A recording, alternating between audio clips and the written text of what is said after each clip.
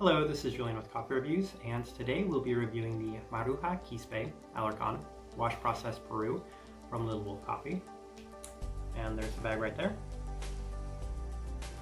And this is the first time Little Wolf has featured on this channel, so there's a lot of notes to get through. The first thing I wanted to say is this was a highly requested subscriber suggestion recommendation from people, including Zach and Greg Like Coffee. Shout out to Zach and Greg Like Coffee. And I wanted to address the subscriber request suggestions real quick because I've had quite a few. The first one is Archer's, which has been requested for quite a while. Archer's is out of the Middle East, and I actually cannot get their coffee in the United States. I tried to order it, but they don't ship here. So until I find their coffee somewhere, I won't get an opportunity to try them probably anytime soon. But they are on my list, very high on the list. The other requests I've had include Grace Note, Mod Cup, Makina, and Blind Tiger, which are all out of the northeastern part of the United States.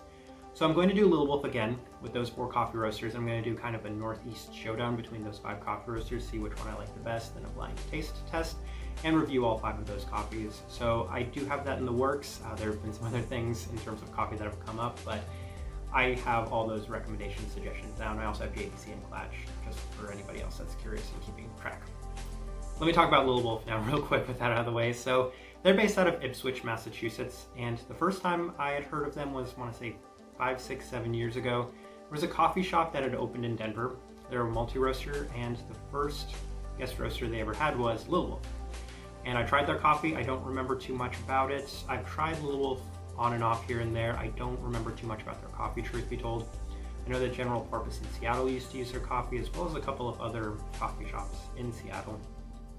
But this is my first time ever going pretty in depth with any of their coffee. And one fun thing is I think the back of their bags are insanely cute. They're maybe one of the cutest bag designs I've ever seen. When I was out in Boston, all the baristas for the coffee shops I went to kept suggesting I drive up to Ipswich and check out the roastery in person. And next time I'm in Boston, I'm going to do so. My last Boston trip was cut short, so I didn't get the opportunity, but they're one of the few really notable names that I have not visited in person. So I'm going to do that hopefully sometime soon when things get a little bit more normal, but yeah. Let's start discussing this coffee itself. This right here is day 24. And I did brew it at my standard recipe, 16.67 to 1 at 204 degrees Fahrenheit through the Chemex. You call Little Wolf a light medium American roast for the roast profile. This coffee right here specifically was probably a little bit more on the medium light side, just a little bit more medium. All right, with that out of the way, let's start discussing this coffee. So unfortunately, when I did pick it up from the store, it was on day 15, so it was already past the day 14, 2-week rest period for most American coffee roasters. So first day I had the coffee, first impression, pretty tame, clean, nothing too outstanding. I thought it was an okay first impression. Day 16, nice candy sweetness, pretty clean, straightforward cup, very traditional crowd pleaser. And yeah, we'll keep going. Day 17, pretty clean cup of coffee overall. Hints of sweetness, still a very traditional cup of coffee. I was speed running through this bag of coffee as well because I didn't have any coffee. I was drinking this simultaneously with the Kopi coffee I'd had. Both traditional coffees, a little bit more tame. So that was a nice kind of break from the overly wild Immaculata Onyx coffees I've been drinking. Day 19, settled down a little bit, slight bit of nutty saltiness, slightly pleasant sugary sweetness as well. Day 20, I feel like the coffee had probably passed its peak at this point. Still decent, but it was more of a kind of apple acidity that was dominating the cup. Day 21, nothing overly distinct on that day either. As it settled, a little bit more of some traditional coffee characteristics. Of course, your chocolatiness, your nuttiness, your caramel. Overall, again, very traditional. And day 22, my final impression of the coffee.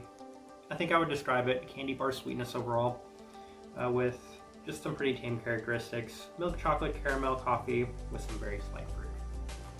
And day 24, not too much different. So definitely giving Little Wolf a little bit of the benefit of the doubt because I didn't get this coffee until probably after it was past its peak.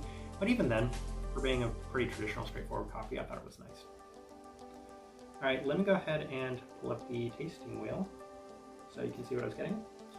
And yeah, the cleanliness pretty high. Body relatively high, chocolate caramel. I contemplated putting the caramel at 4, and I think on this day it's probably a little bit more of a 4. But on the day I made the tasting wheel, a level 3, but nothing too high, low on the acidity.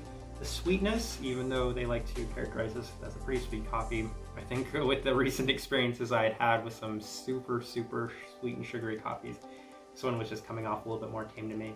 But I could be fine with either a 3 or a 2. I think on this day the 2 was fine though. Not too much else. Slight bit of bitterness, slight bit of smokiness, saltiness. There were quite a few nutty characteristics throughout this coffee, so maybe that could have been higher, but I think this tasting wheel for the most part looks pretty decent. Alright, my overall thoughts and impressions of Little Wolf. So I don't know if this was necessarily the best coffee of theirs to review because it was a very mild, kind of tame coffee. I'm sure that the other ones, I actually was going to purchase the Kenya. I had the Kenya in my cart before I found out that I could get it in the store. So maybe the Kenya, maybe the Ethiopia, maybe something else is going to be a little bit more out there, a little bit more distinct and worth reviewing in the sense that I will be a little bit more descriptive. I'll have a little bit more about the coffee. This one was pretty just straightforward. It's a very straightforward, traditional tame cup of coffee, very much a crowd pleaser, and that can always be a nice break. It's always nice to have something that's not overly fruity, vibrant, wild out there, and that's the good thing about this coffee.